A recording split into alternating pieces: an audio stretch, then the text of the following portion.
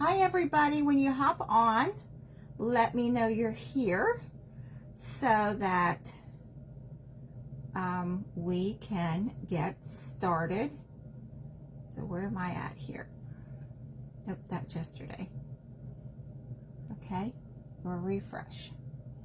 So I'm gonna hold off a few minutes until I start seeing some eyes. I'm gonna tag, there we go.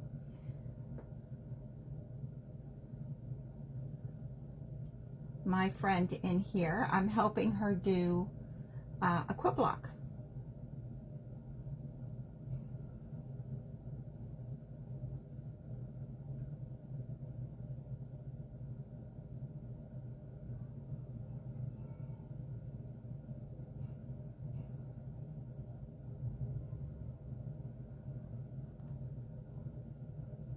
It just erased, there we go. Nope, it just erased her last name. Why would it do that? Here we go. Okay, so when you hop on here, say hi. We're going to do a quilt block, and we're going to do it two ways. We'll show you the easiest way. But first we're going to do it the way I think she did it. So when you're on here, say hi. So I don't want to start giving out any information until I see eyes.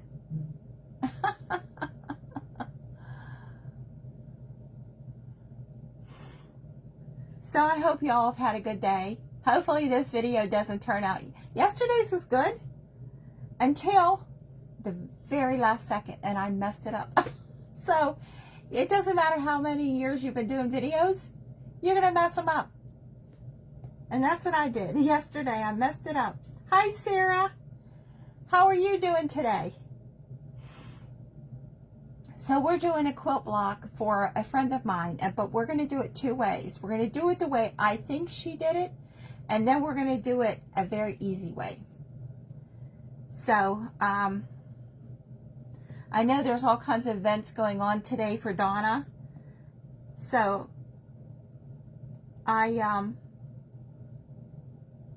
I appreciate that. Hi Sheila.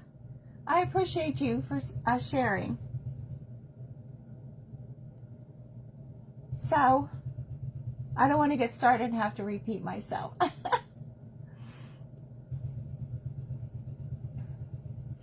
I forgot to take this off the other night, and I was walking around the house with it on. I get so used to it being there that I forget to take it off. How are you, Sheila?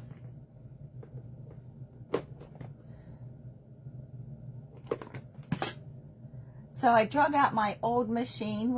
I haven't used it in a while since I cleaned the other one yesterday. I decided to drag this one out and clean it up today too. So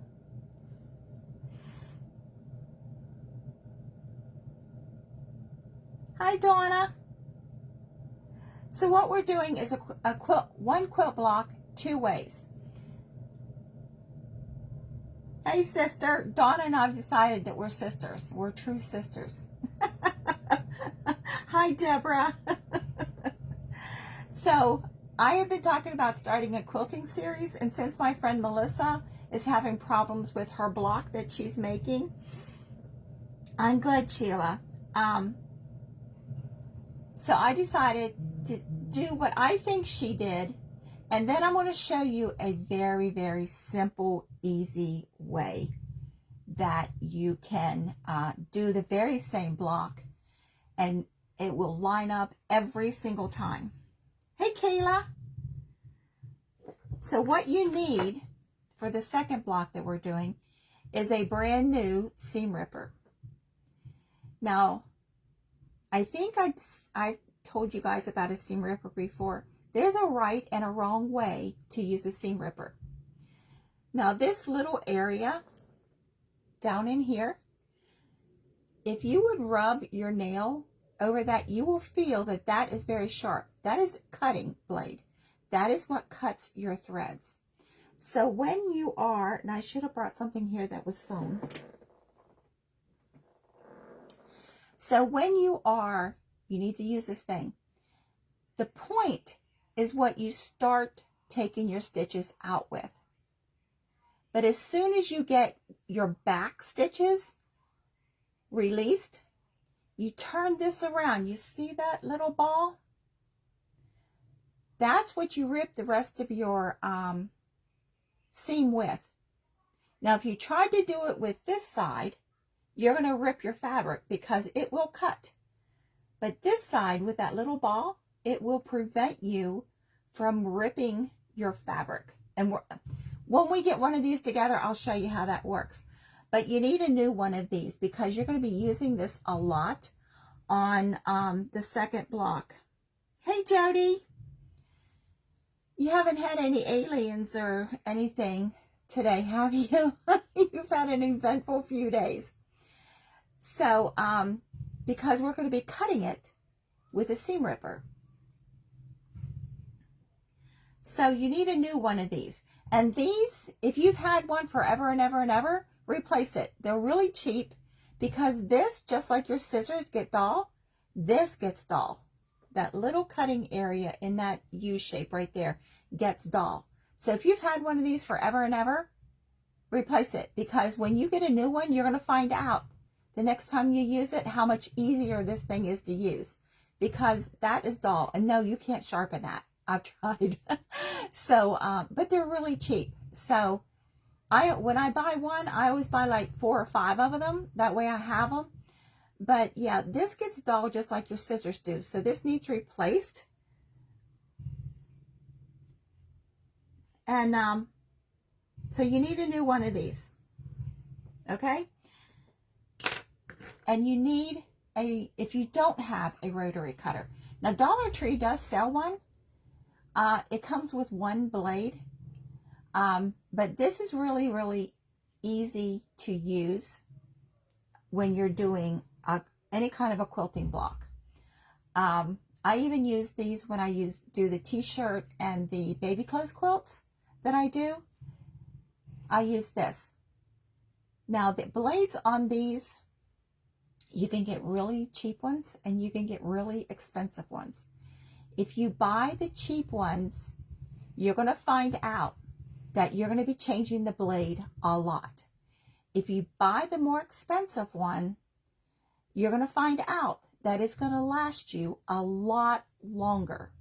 So when I change my blade, I keep it.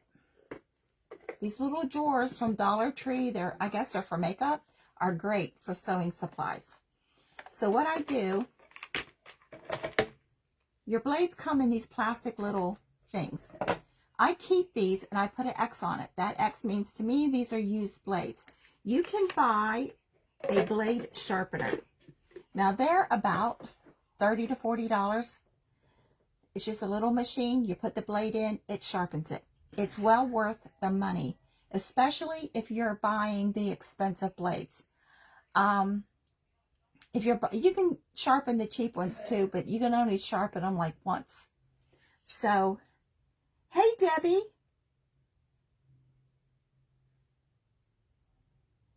Who did I miss? Anybody? No. Okay. So, you can pick this up at Dollar Tree. It's just a straight handle. You can use it. Dollar Tree has cutting mats. So you can start out at Dollar Tree and then upgrade as you go along. That's what I did a very long time ago. Actually, I bought a lot of my sewing supplies used, and then I bought new as I went along. Hey, Kim. How are you, sweetheart? See you tomorrow. Yeah. So if you buy the more expensive blade, you're going to find out it's going to work for you a lot longer. Hey, Brenda. So what we're doing, for those of you just hopping on, a friend of mine is learning to sew, and she made a quilt block, and she's having a problem getting all the lines lined up.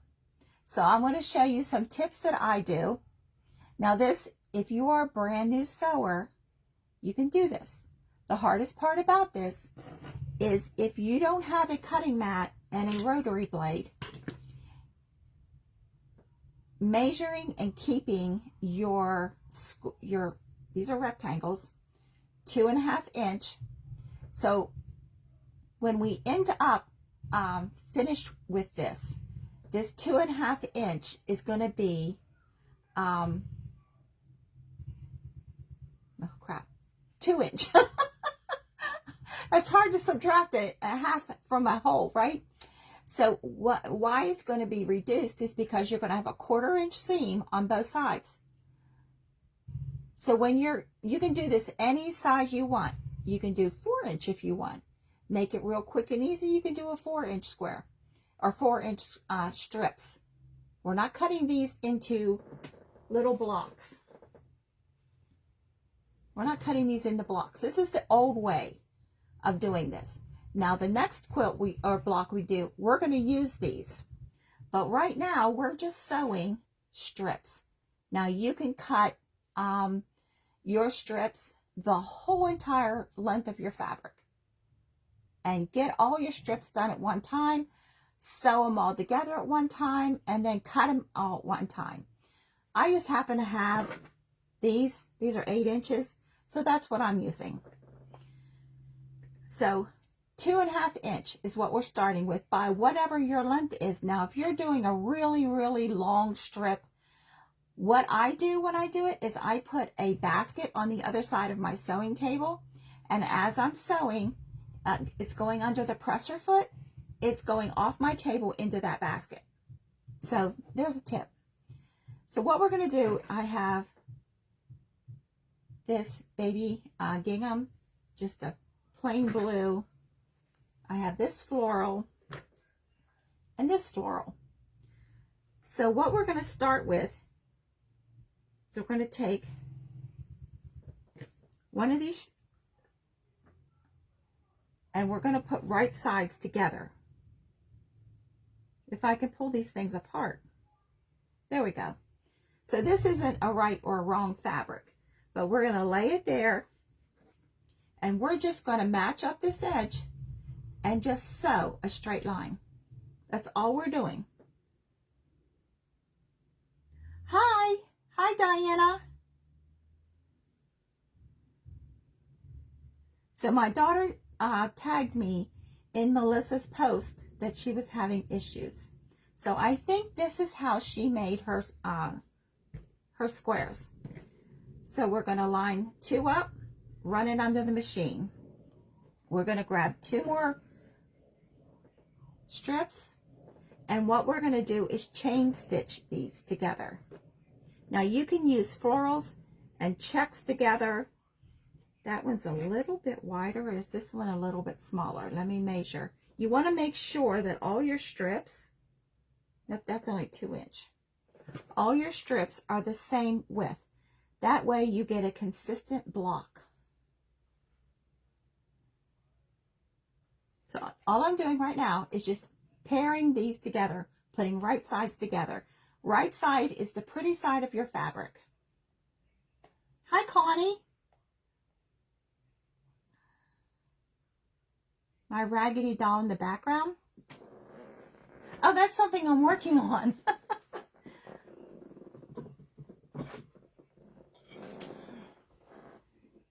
Yeah, she's something that we're working on. I made these when I had my store. She holds a light. So we're going to be making one of these, but she's on a wood base. But this is something that we're going to be making here. Yeah, isn't she cute? I was thinking my raggedy doll. I forgot she was sitting back there. So right now, all I'm doing is matching these up. And we're doing a 10 by 10. The finished block is going to be 10 inches by 10 inches. That's a popular size. So if you are brand new, you've never made a quilt, you've never tried to attempt any of this, you can do this. Thanks. Hi, Kay. So if you have the very, very basics of your machine down, this is just straight stitching and cutting. That's all it is. So if you have the very, very basics of your machine down, like how to run it, how to thread it, how to put a bobbin in it, you're ready to go. So I'm going to show you how you can keep your sewing lines straight. Now you can buy magnetic guides that you put along your needle. Now I wouldn't have a problem putting it on this machine because she's a 1950, she's a workhorse, but I would have a problem putting it on, so I don't want these, I would have a problem putting it on my other machines because they're computerized. I had a computerized machine that I paid a fortune for, and I used a magnetic attachment. I'll even show you a bobbin holder, and it messed up the computer. So I am afraid on these other machines that I have to use anything magnetic on it. Now this one, I wouldn't be concerned at all about putting magnets on her, but you can get a lot of magnetic attachments, and this sucker is, she weighs 50 pounds. So that's why if you get an old machine like this 1950, she's going to work for you forever. And simple to clean. You just release a couple little tabs here. She flips up, clean it all out, put it back down, you're done. Nothing like the other one, you got to rip it totally apart. So I'm going to take you off of here and turn you, whoops, and turn you around. Almost dropped you. Turn you around. Okay. Nope, wrong way. Turn. There we go. Give you an up close personal shot of my face. Don't want that. Hey, Barb.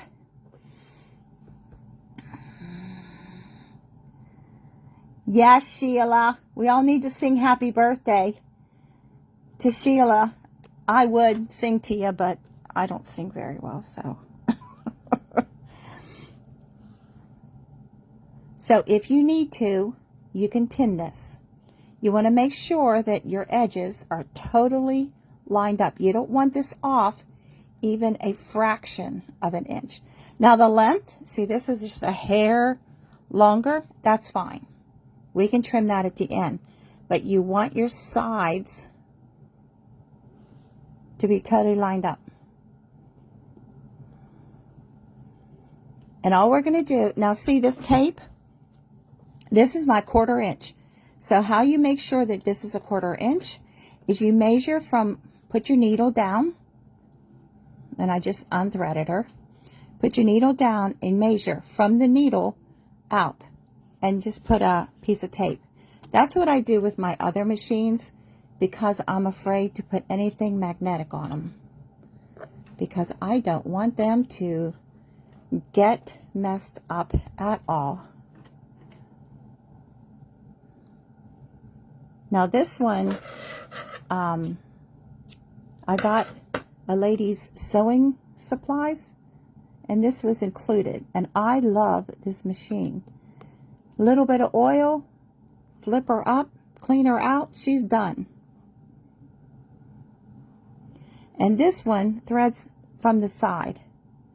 It took me the longest time to figure out why the thread kept breaking on this, because the needle goes in differently and it threads on the side. And I can't see that hole.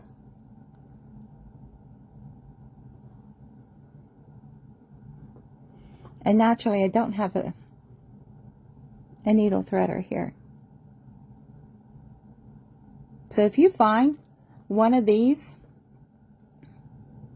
grab it, because, well, I just saw a machine similar to this on Marketplace today for $40, so.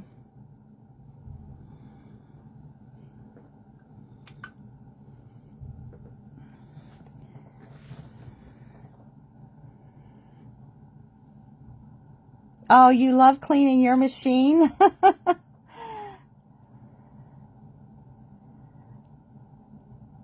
Yeah, we're all celebrating. We're celebrating Sheila and trying to help out Donna. So what I'm doing is, I should have put my tape on the other side, but I know where a 1/4 inch is. This is a 1/4 inch foot. So if you have a 1/4 inch foot, you can just line your fabric up right along the side of your fabric. But I just wanted to show you that tape in case you need some help. Now, to keep your thread from your needle coming unthreaded every single time, and 600 years of sewing, and I still do it. I don't leave enough of a tail. If you leave about a 6-inch tail of thread and put your thread behind under your presser foot and pull it to the back, that way you don't get a ball of thread right in the beginning of your sewing. And if sewn one time, you will know what I mean if your thread isn't under your presser foot and pulled to the back. But leave about a 6-inch tail, and that way when your needle goes down, your needle doesn't come unthreaded. So this one has a presser foot, and I got to remember because the other ones don't have a presser foot. So we're just going to sew a straight line, and we're going to back stitch. Ooh, what was that?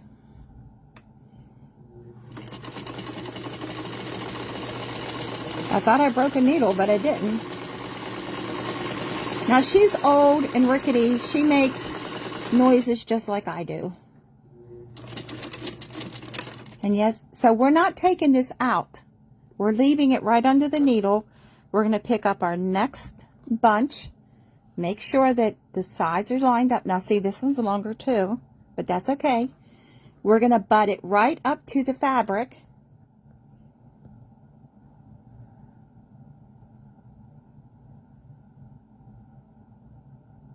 Oh, if you've had your machine for a year and you've been sewing on it,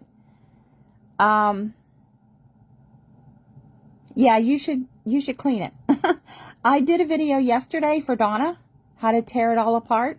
So you can watch that, Kayla.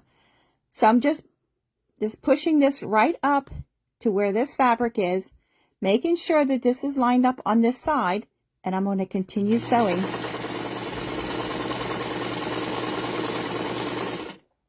I think my light bulb's going out.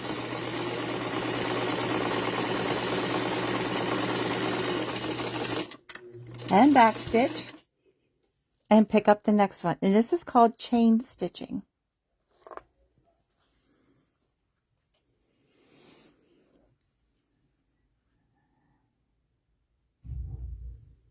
Oh yeah, your machine will run quieter and won't make too many knocks and bangs, and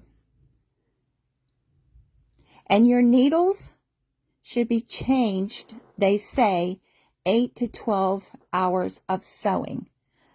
I push that because if you sew, you know needles are not cheap. So I'm making sure this is lined up. I slowed down to make sure this is lined up on the side. Now I'm not back stitching here. I probably should.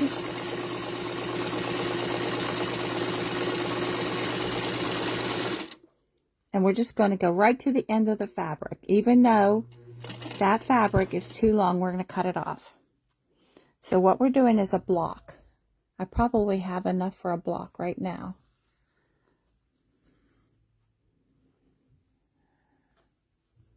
I'm bad about changing my needles too.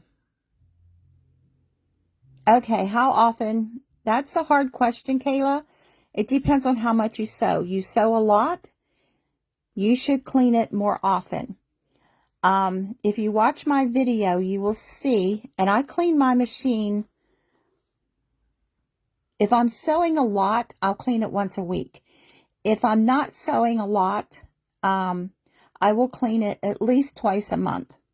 And if my machine's been sitting for a while, and I keep a dust cover on my machines at all times, even if I'm walking away in the morning and coming back in the afternoon, I will put a dust cover on it, because now this machine doesn't have a whole lot of openings here. The other ones do. And dust is not your friend on your machine. So your fabrics doesn't seem like they're very linty. And I use one of these on my fabrics, and I take this also over my cutting mat, and still you will find bits of fabric down inside of your machine. It just, your fabric sheds, just like when you're washing and drying it. You find all that lint in your dryer.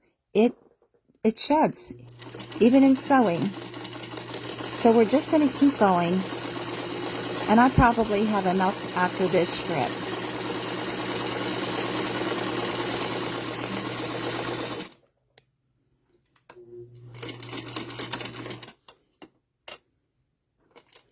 Now this machine only does a straight stitch.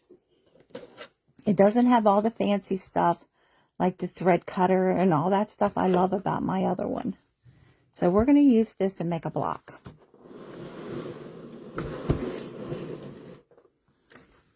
So if we need to sew those, we will. So I'm getting my ironing mat, and we're going to clip these.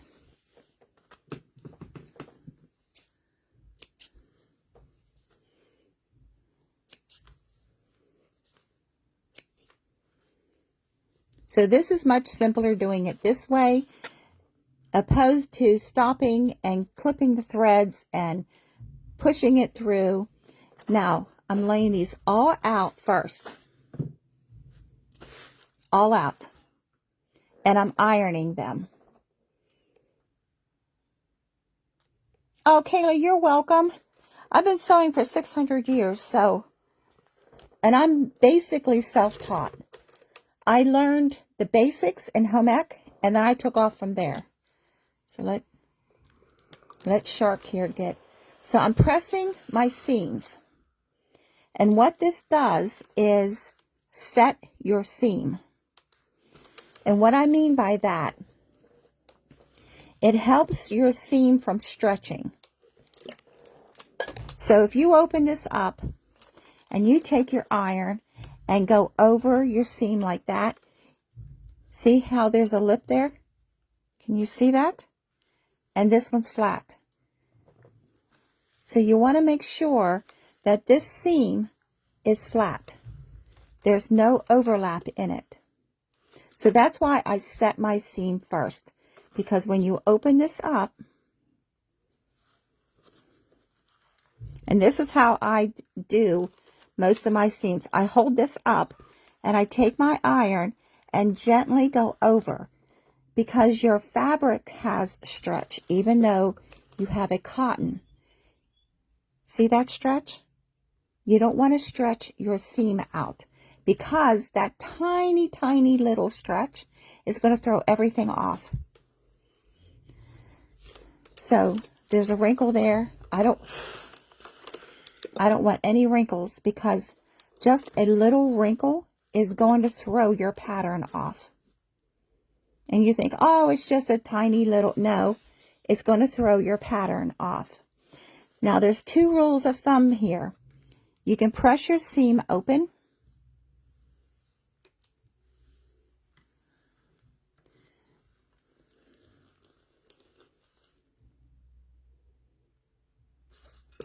Or you can have your seam going one direction, just like I did. I just pressed it flat.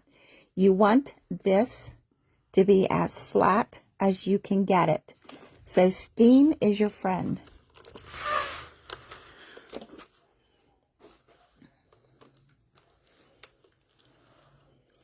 I press mine going one direction, but you'll watch other people and they preach you have to have that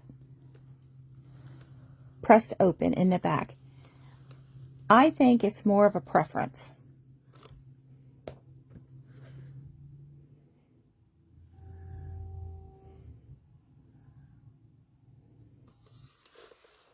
No, don't use air, that canned air, to clean your machines.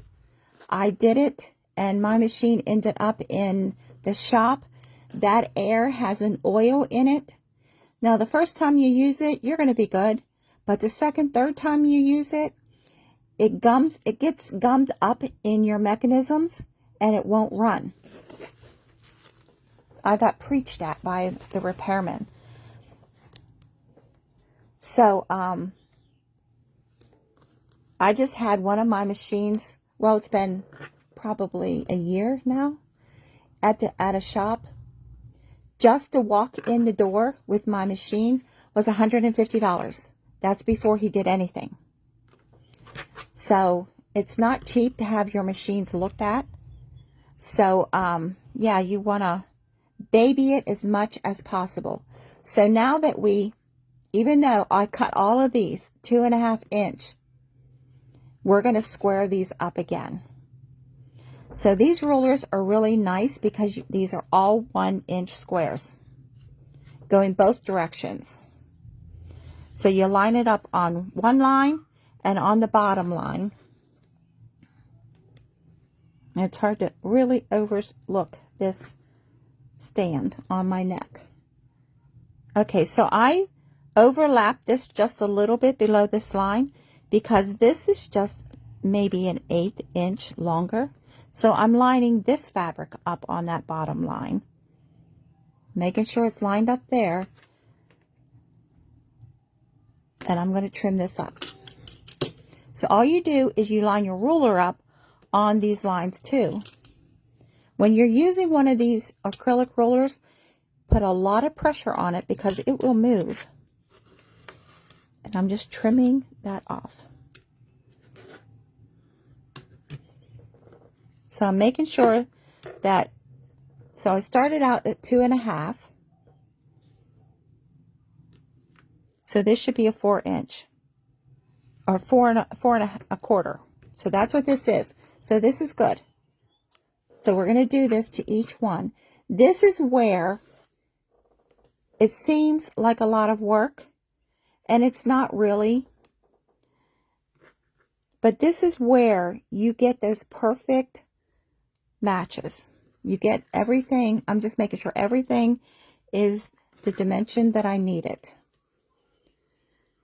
So when I'm putting these together, I don't want this floral with this floral. So I'm making sure that they're opposite. So that's all I'm doing right now. See, this one's longer. So we have to trim it. So I'm lining it up on my 2 lines. That keeps it square. Now the bottom is off a little bit. So that tiny little hair distance, see that? I mean, but that will throw things off. So you want to square everything up again. And I don't do traditional quilting. I am a new quilter. So, I'm just showing you what I've been taught so far. Now these are not the same length, and that's fine because we're going to sew these together and then we're going to trim it one more time. But this is where we're going to get everything matched up right.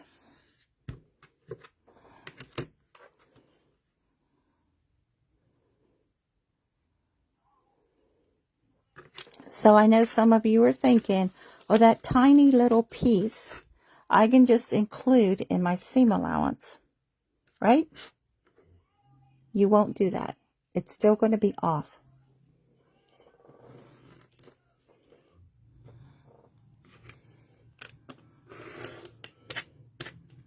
Now I have a friend that makes beautiful quilts. She learned from the Amish, and that's who I'm learning from.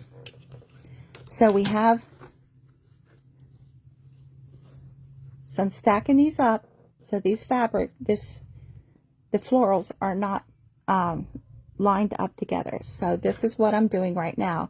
I'm lining this up so that when I sew these, now we're going to sew strip to strip like this, and we're going to make a long line. So that one's a little off. What I'm looking at right here isn't the width. It's I want to get this, where these two are sewed together, matched up. Now one way you can do that is take a pin and put it right between those two pieces of fabric in that seam and right across to that seam. See how I'm doing that? I'm right in that seam and I'm going right into that seam. And then I'll pull this pin up, making sure it's lined up. Now you can clip this or you can pin it. That way when I take my seam across and join these two strips, when I open this up, this whole seam line is going to be matched up.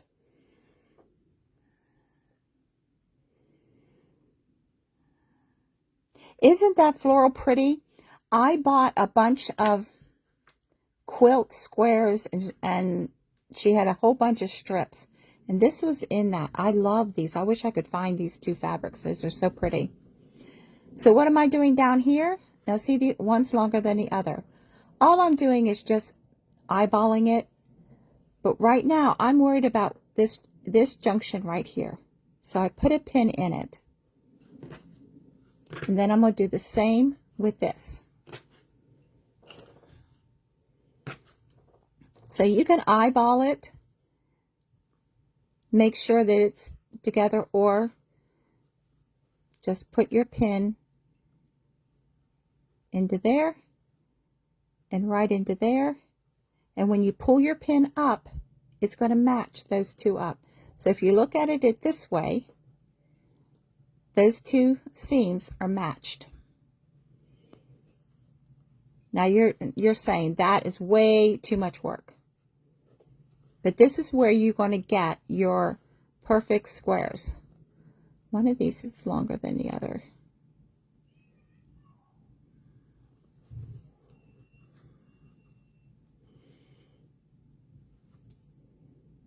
So once you do this, it doesn't seem so tedious. But this is the this is the hardest part, getting your seams to match up. And I think that's what Melissa was having a problem with. So let's take these, pull our machine back.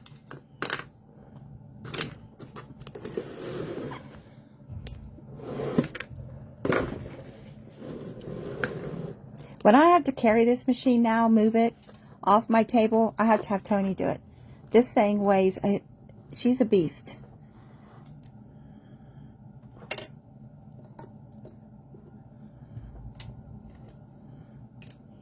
So we're doing 1/4 inch. Mostly what I use is 1/4 inch all the time. But here I'm back stitching.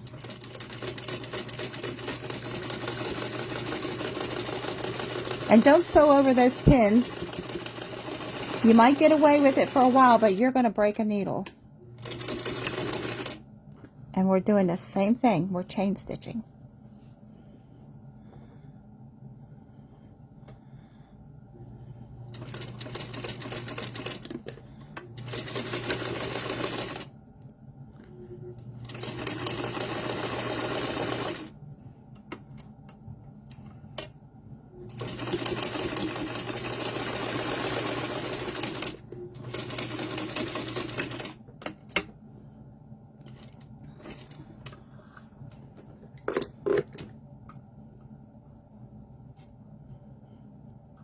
This thread cutter I put on the side of my machine is so old it probably don't cut anymore.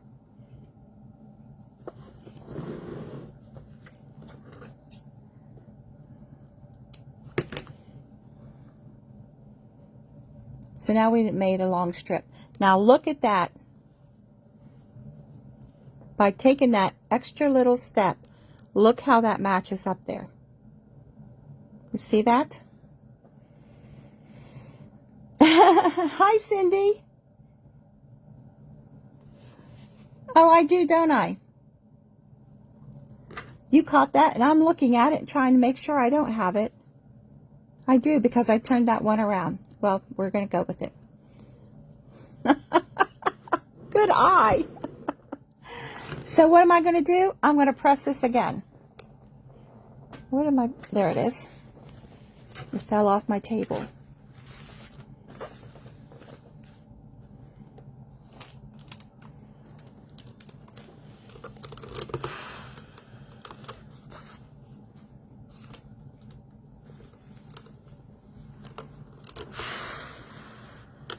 Now when I'm pressing my seams, I am pressing all going the same direction.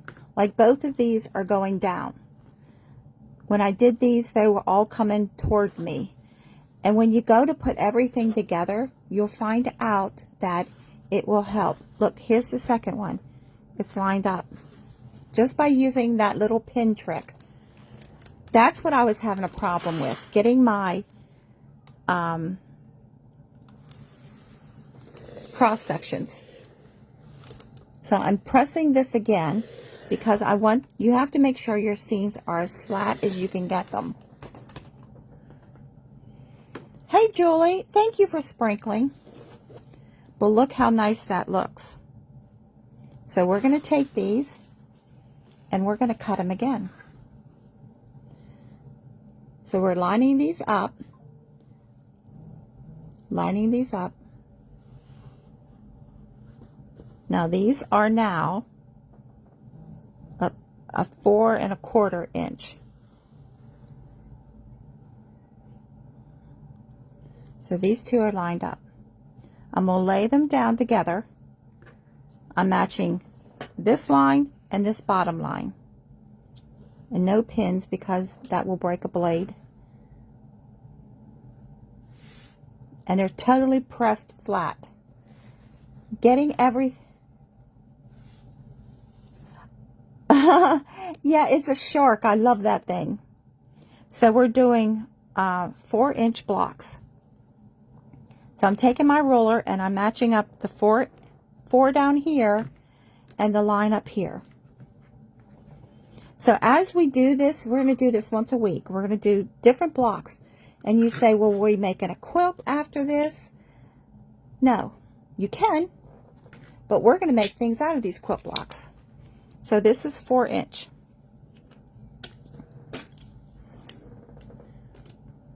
So normally when I'm using a rotary cutter, I'm standing. So I'm going backwards here. And we have 2 blocks. So now we're going down to 8-inch. Now look, this is going to have a tiny, about 1/4 inch of this line here. But that's okay because it's going to be in the seam allowance. I tried to not to do that because you're going to have a bulky seam at this point. And yes, I'm going backwards because it's easy for me to go backwards when I'm sitting. I'm just an oddball like that. So let's move this up to 4. There we go. And cut this. Now, if I wasn't showing Melissa how to do these squares, I would show you something else. So we have this little bit. This is 3-inch. Don't throw this away. Have a basket that you throw all these bits in, because all these bits we're going to use in something else. So just throw them off to the side. So now we're going to make a four patch block. So we made blocks. Yeah, this one's half 2. So let's throw those ones over there, and we'll use 4 squares. So you can lay them like this. You can have your blocks going like this. You can have them going side to side.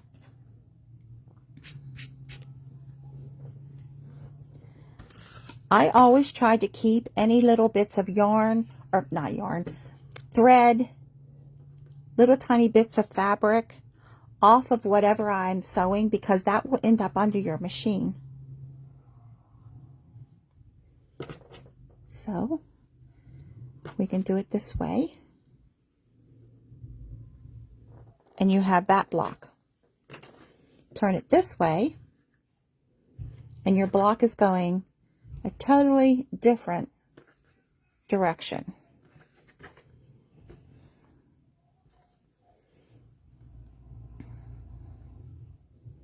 So you're going to do the same thing.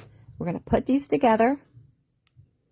And we're going to match up. We don't care what this is like. We're going to match up these seams.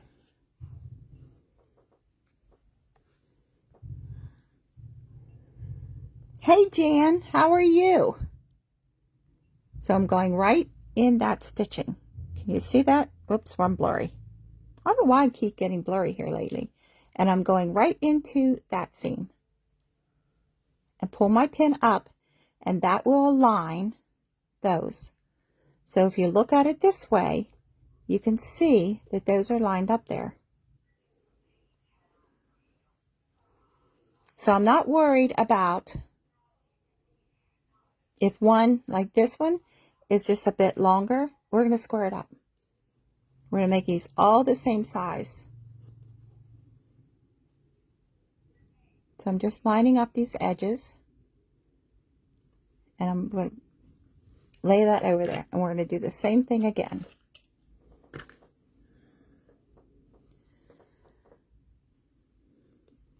Now, if you're not comfortable, no, wait, this doesn't line up at all. Wait a second. Yeah, it does. There we go.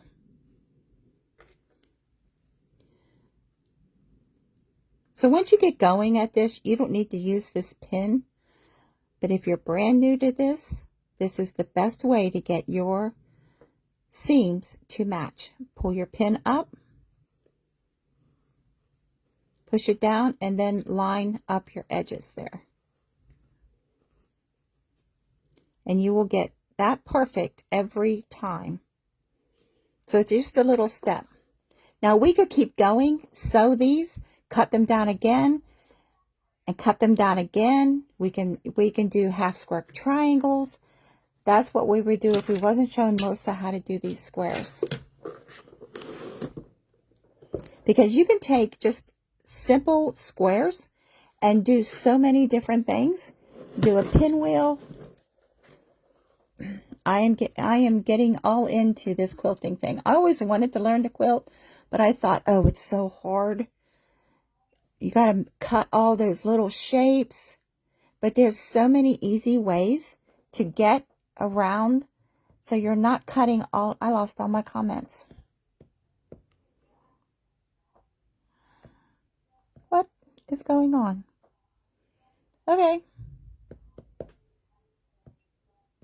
Well, I just gave myself a thumbs up. There we go. I'm back. Oh, you're fine. I'm glad you stopped by. It would match your dining room. Hey, Deborah. How are you? I'm just catching up. I'm glad you're here, Jan. So we're going to do this again.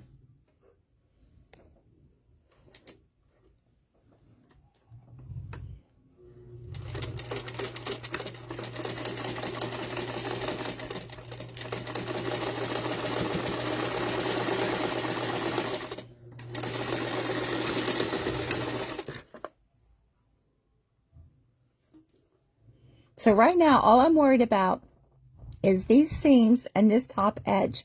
I'm not worried about what's going on down here at the bottom because it needs trimmed up again. And you cut everything the same and you wonder how it gets off, but it does.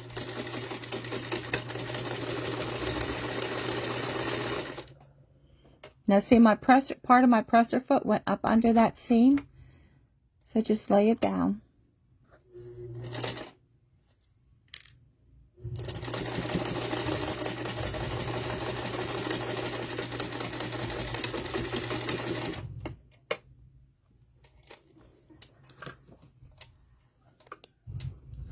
Yeah, I need to replace that little thread cutter on the side.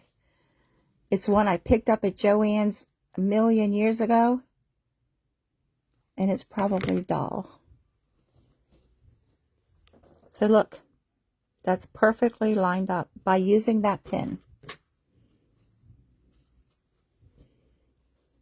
See? So that is a little trick that I learned that I'm passing on. And I think that's what Melissa was having a problem, getting hers to line up.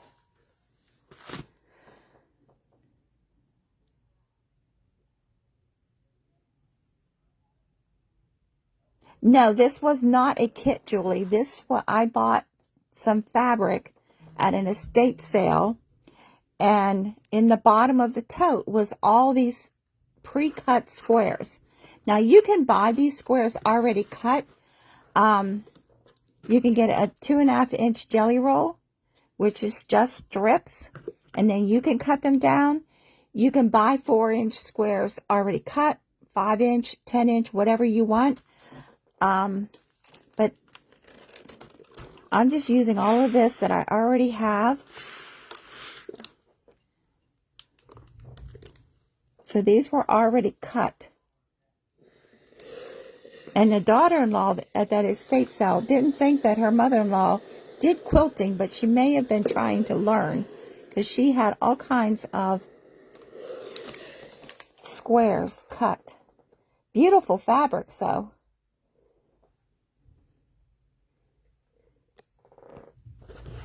So there. Now you're saying that's not a square. We're going to make it a square. We're going to cut these one more time.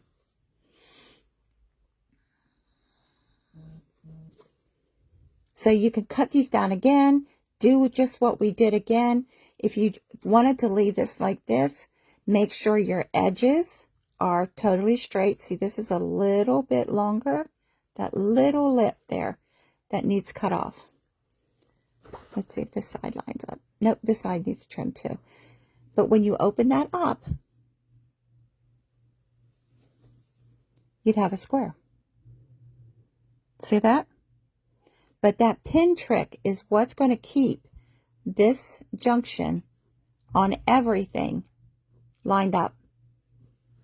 So let me show you another way of doing this very same thing. This is lightweight interfacing. And I always have loose threads everywhere. So this is Pellon. Now you can get cheaper than Pellon. I am not sponsored. You want to make sure it says lightweight. Now I buy this by the bolt. Let me show you. Oops, it's backwards. Okay. This is Pellon. This is P44F, fusible interfacing. Who keeps calling me? But you want to make sure it's a lightweight to do this. Lightweight is what I use most of the time. Now I buy it by the bolt. You can buy it by the package. You can buy it by the yard. So this is a 10-inch. Yeah, 10-inch. So I have sitting over here from the same batch of fabric, and I came across this when I was going through all the fabrics for y'all, all these squares. There's just tons of squares, and I have some more sitting on the floor. So what we're going to do is let's use some light colors. So here's some whites. I've already separated these because by me digging through the tote, they were all over the place. So these are 3-inch squares. Now you can do 1-inch squares. If you have a bunch of scrap fabric, you can cut it down to 1 inch and do this. So let's line all this up on this fusible. Now, these are going to be wider than 10-inch, so I also cut a 1-inch strip. Now, when you're doing this, there's a rough side and a soft side. The soft side is your wrong side. You want the rough side, that's your glue that's activated by your iron. And you want to, now see, you can piece this together. If you have this and you have cut off pieces, you can piece it together. But you want to make sure that if your piece of fusible is wider than your fabric, you'll want to cut it down to your fabric size, because if you get it on your iron, it is awful to get off. And there's all kinds of iron cleaners, and someone told me to use to iron dryer sheets, and it won't come off. So I'm just using these squares, and I'm lining up these right on this fusible. Now I am going just a hair off. See how that's just a hair over the fusible? And I'm doing that just so no fusible gets on this iron. So I'm just using all the same colors. It doesn't matter if they're, well, these are all kind of, so you want to do light colors, dark colors. Now, if you want to do this like dark to light, then that's the way you need to lay your fabrics out. So I'm just grabbing these and laying them out. No rhyme, no reason. I think I grabbed the wrong batch. Let's see. Here we go. So this is a good thing to do with your scraps. You can cut them up into squares or cut them up into strips. Where's the rest of these?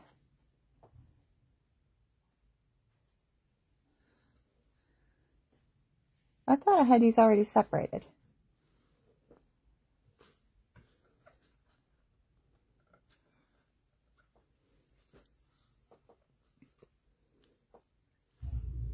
So what I'm doing here is I'm laying them out. I'm making sure that this line stays fairly straight.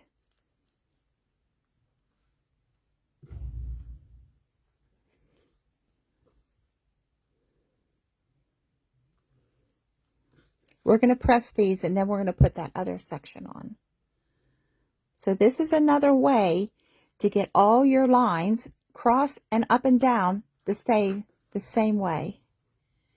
Let's see.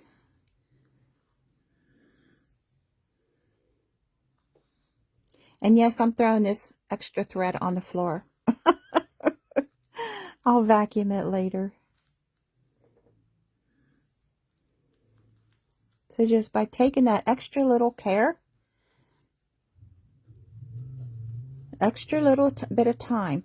Now, once you do this, you'll be able to go through this and do this very quickly. I'm just staying all in the same color wave.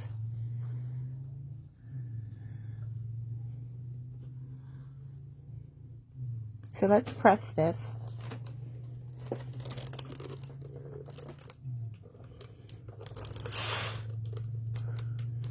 Now you don't want to rub your iron like you're ironing. You want to go up and down. Just lift it up and down. And right at this moment, I'm just tacking these down. We're going to iron this again. So this is a great way to get rid of scraps.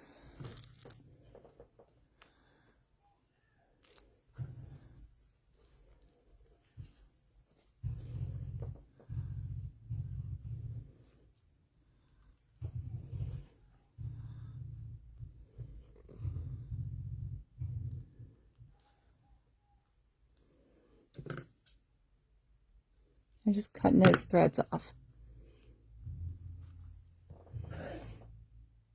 Oh, you like this? Good. So I need one more piece of a light color. Well, I can't put that in there now. I've already tacked that down. Now, if you put this on, you're using this fusible, and you think, oh, that moved. Heat it back up, gently peel it off, and put it back down.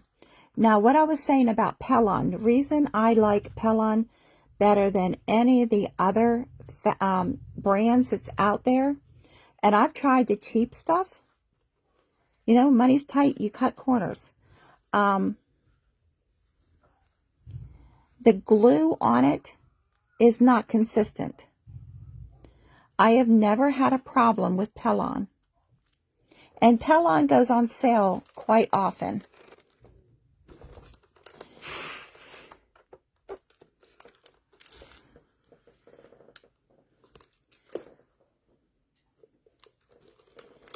So, I've never had a problem with the glue not being totally consistent on the whole sheet. Well, actually bolts, because I buy this by the bolt. It's always been consistent. Some of the cheaper brands have not been. So I'm going to flip this over, and I'm going to iron this again. Up and down. When you're using interfacing, never rub back and forth.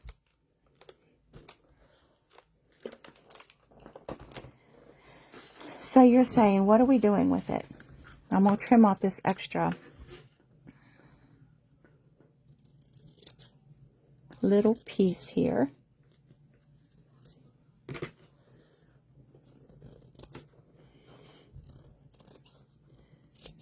Now see, my interfacing doesn't go clear to the edge. That's okay. The reason being is all we're using this interfacing for is to hold all of this together while we sew it.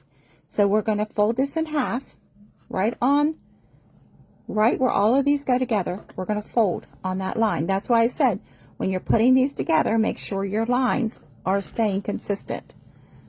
And I'm going to fold that. And we're going to take it over to the iron. Now this is the other way. Instead of putting the pin in and trying to match up all those, your interfacing is doing that for you. It's holding everything together.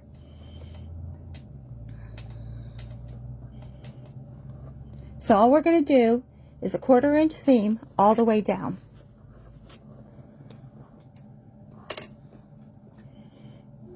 And you want to back stitch because we're going to cut this open again.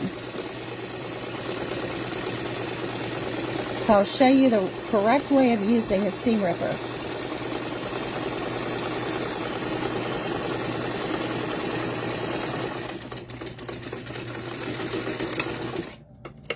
So back stitch, start, and finish.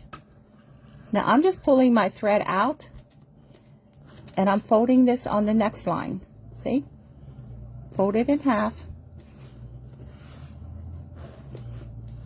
And I just finger press it. That kind of helps it stay together. And I'm going to just go right back and do the same thing.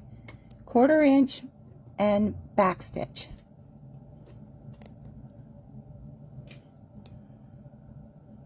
Oh, my thread come completely out. I was like, why do I have excess thread on the top of the machine?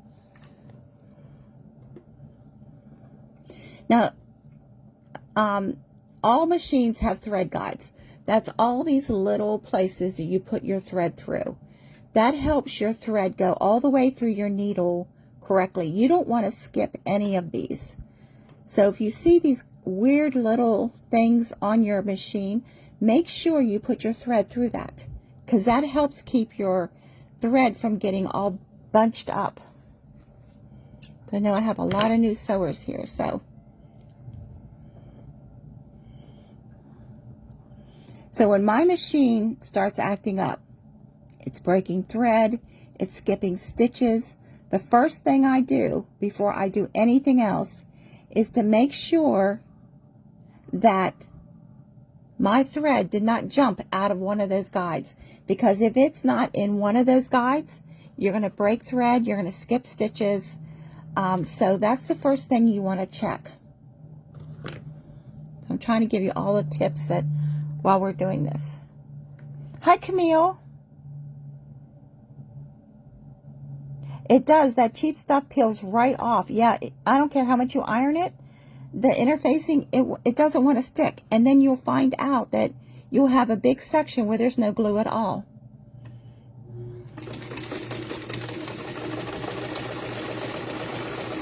So, Melissa, I hope I've given you some tips.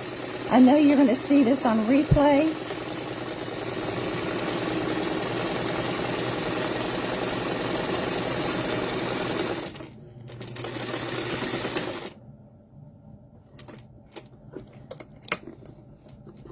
So if you do this, please don't be hard on yourself. If you have a section, a couple squares that aren't lined up, give yourself some grace. Nobody is perfect. I don't care. Even the people that's been sewing 600 years like me mess up. So, you know, Ask Barb, she'll tell you. So now this is what it looks like. We have these channels. So you want to take your new seam ripper and you're going to put it in the channel. And you're going to start holding two sections together, two rows, and you're going to start cutting. See that, how that cut? Now this is the same thing you do if you're taking the stitches actually out. Flip this over, that little red ball, put in there. Oops, I pulled it right back out. And just rip. So instead of picking every little stitch out, just put that ball in there because your seam, your fabric is protected by that little ball. And then just rip. But since we're doing it this way, I need to cut these open. But that's how you use a seam ripper. That's what that little red ball on there is for. I should have grabbed a smaller pair of scissors. And everything is behind me because I have a smaller table now, because I have a smaller room now. Let's see if these ones are going to work for me.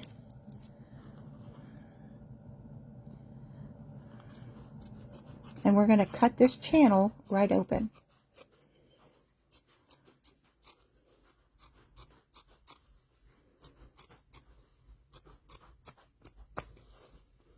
And we're going to do the same thing on this side. Get your scissors, your seam ripper right inside and just cut it. Now when you come to where one row is and another one, it's going to stop you because these rows are not sewn together yet. So you can do a really long piece of your squares like this and then cut them down to size, to whatever quilt block you're doing. Yeah,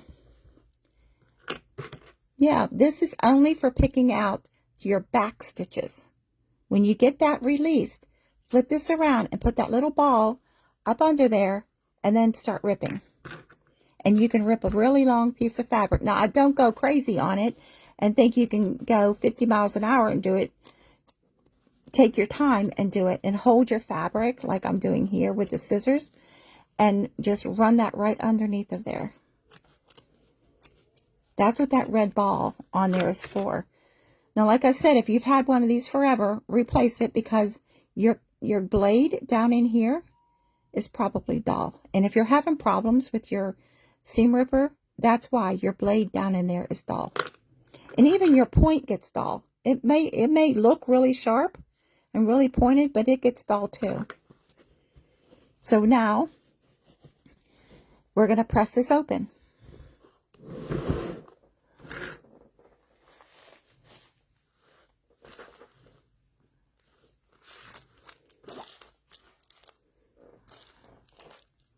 So I'm going to gently, not hard, just gently open this fabric up by pulling it just a little bit. And I'm going to take my iron and run right over top of those seams. And what I'm doing is setting that seam. Setting your seam by ironing it like I'm doing now, it actually strengthens your thread. Don't ask me how. I don't know. Now on this option, if you're doing it this way, I am pressing these open, and you'll see once we start going across and opening this up again, why. So I'm just pressing that open.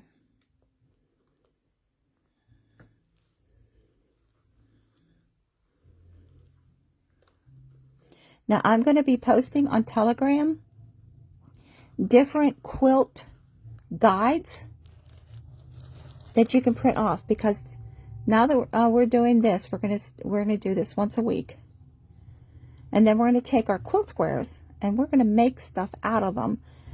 Now you can do it and make a quilt. You can make a throw. one of the guides is if you want to make a baby blanket, what size you need, what size it should be. If you want to make a throw, what size it should be. That's one of the guides. Also, one of the guides is how to read a ruler. What all those lines mean.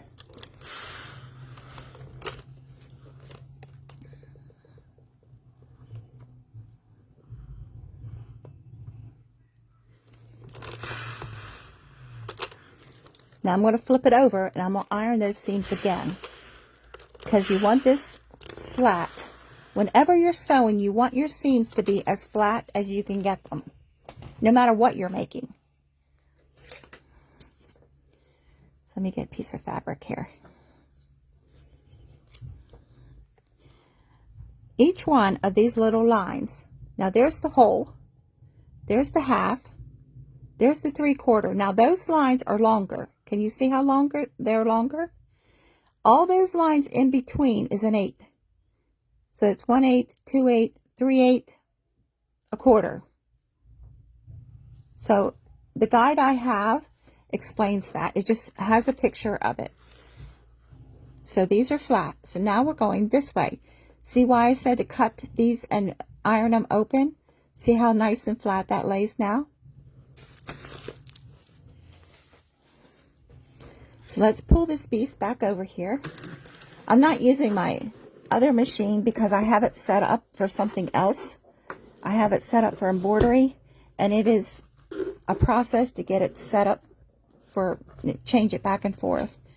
So put my thread back there, 1/4 inch seam, and we're sewing straight down. Now when you get to where these this is ironed open, make sure your presser foot doesn't catch that and fold it over, because that will leave a bump in your block, and you don't want your quilt, whatever you're making, to have a bump.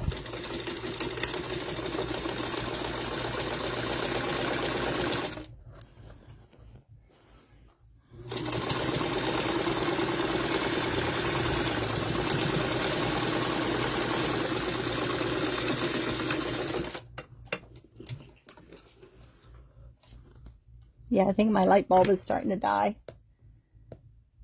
Why did I lose? I keep losing your comments over here. Hi, Colette. Oh, I hope you've learned a lot. You're not good at math? Well, that's what that guide that I'm going to be posting. It just gives you a picture of a ruler and tells you what all those little markings are. So we're going to do that all the way. See how easy we pressed it open and we pressed it flat. See how easy that just folds in half now?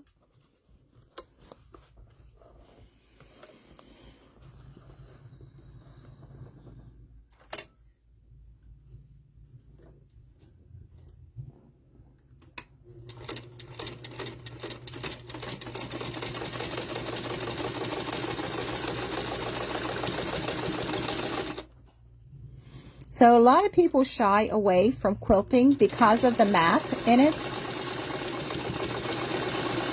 But that's the old quilting. The new quilting, there's all kinds of tricks.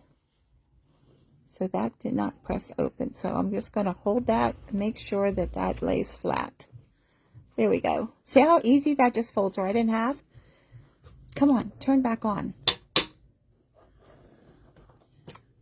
I think it died. This machine, it's so easy to do anything to. There's one screw here, you pull this off, change the light bulb. On the other one, it's like you got to be a mechanic.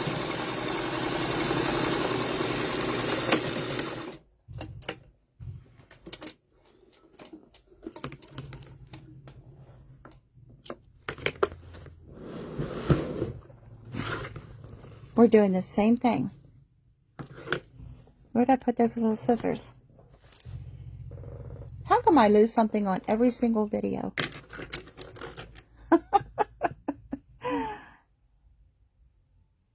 Right? Girl math is the best kind of math because it helps us out. We get more.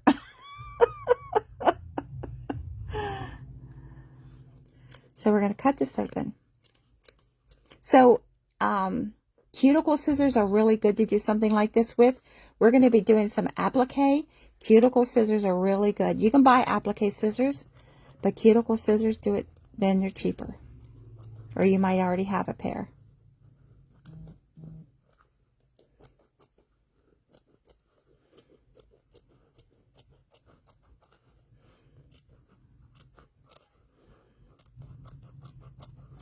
And I'm going to show you a really easy trick to do applique.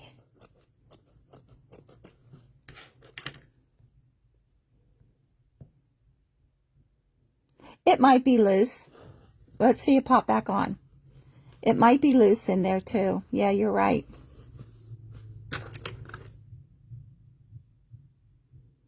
But I can't tell you. I've had this machine a couple years, probably 3 years. And I've never changed a bulb. So I don't know when the last time she changed a bulb.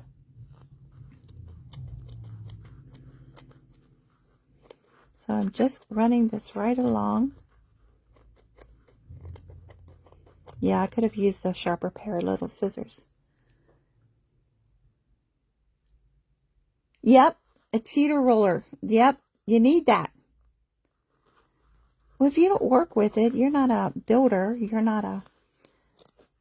I used to ask my son, he's a builder, and I'd say, what's this marking? And he would laugh at me and say, Mom, could you please learn to read this? Well, I do. You tell me what it is, and then I forget because I don't use it every day like you. So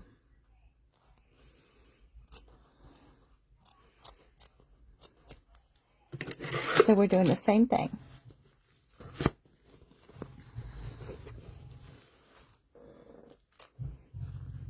Cut our threads.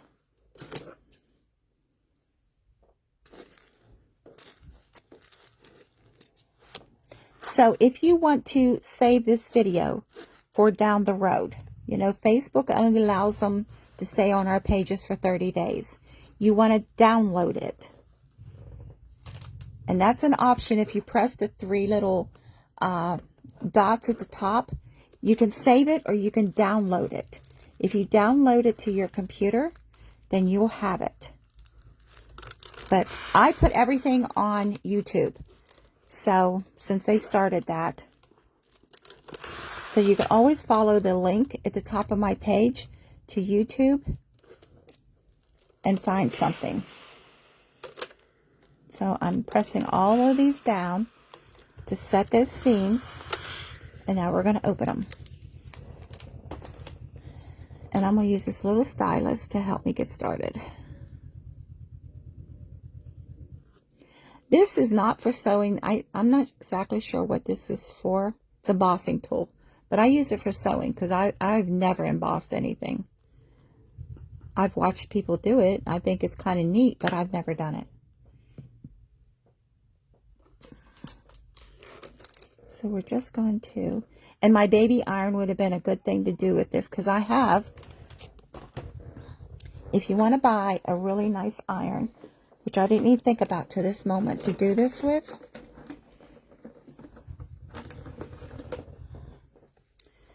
Here you go. That's an iron. And it gets as hot as that big one.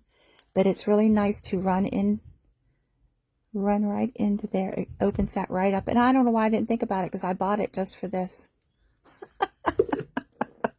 The tools we have and don't use, right?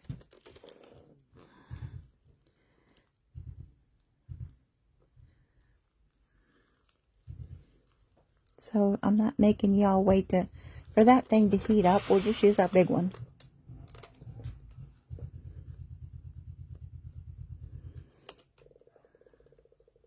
I think that little one on Amazon was like $20. I saw somebody else using it, doing applique. That's another reason I bought it.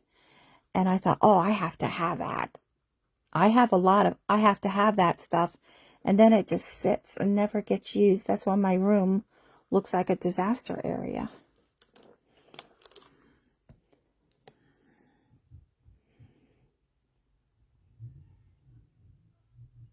Oh, yeah, the cheater roller. That would be nice. Yeah. Oh, you've made quilts before, Colette? See, I've never made a total quilt. Did I cut that one open? No. I missed one. I've made t-shirt quilts, memory quilts, baby clothes quilts, but that's not traditional quilting. I'm learning traditional quilting. So I have questions, Colette. I'll have to message you. Yeah, I could have gotten a sharper pair of scissors. I have to get my scissor sharpener out there playing these games. Busy.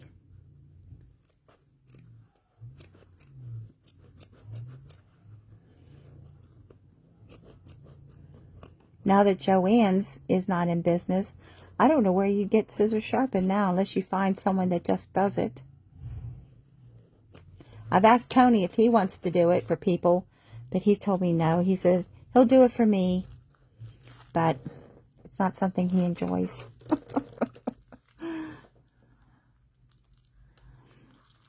Donna, I have never had someone's husband comment on a video and thanking me for showing their wife how to do something.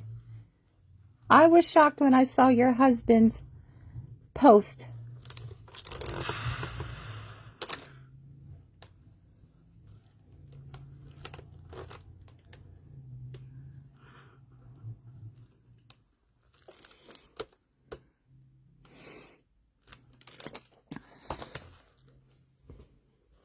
So all your intersections are lined up. And we have a block.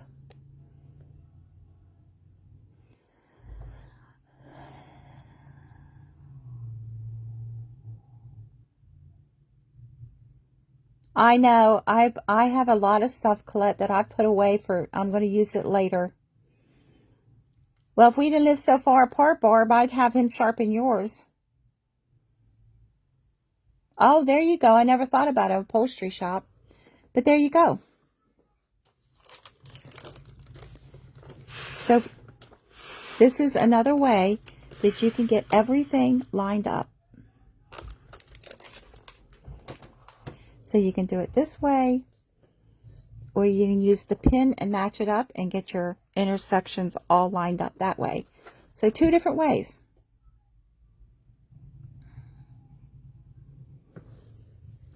So what am I doing with this? I'm going to add this to the other blocks because we started doing this back last January, and then I don't know how we got sidetracked, or I got sidetracked. It's easy for me to get sidetracked. I have ADHD. So, yeah, it's easy for me to get sidetracked. Oh, that looks pretty. I think I'll do that.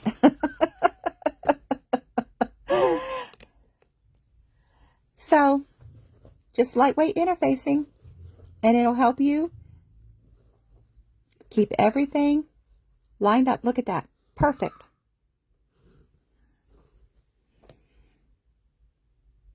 Thanks, Barb. Thanks, Brenda. Thanks for the tip, Colette, because I never thought about an upholstery shop.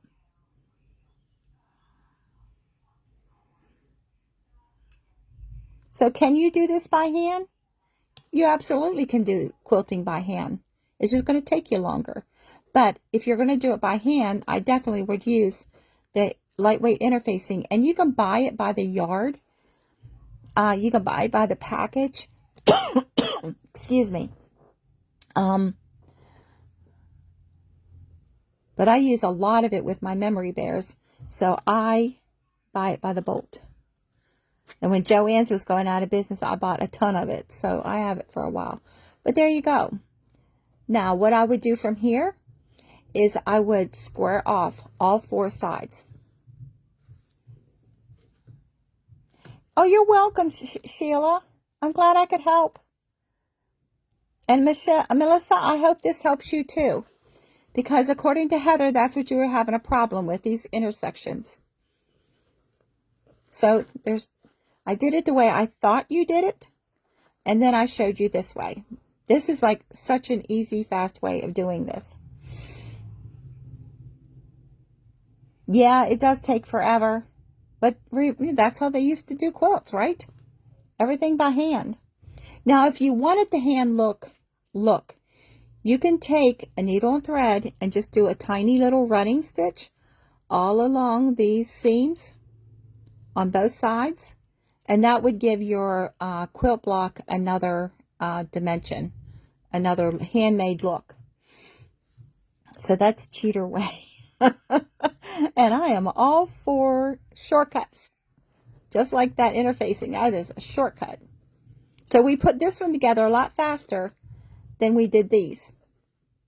So all we have to do now is put these two together and do a seam. We'll have to trim it up, do a seam, and then we've got a total block. So I'm going to put these in my quilt basket that I have all the shapes in, and we're going to be making stuff out of this because we're doing a t-shirt, sweatshirt. We're doing an apron. I have to do an apron for my daughter. We're doing pot holders. We're doing mug rugs. And we're using all these quilt blocks that we've been doing. And I have the ones we did last January too. So we're going to use those ones up too.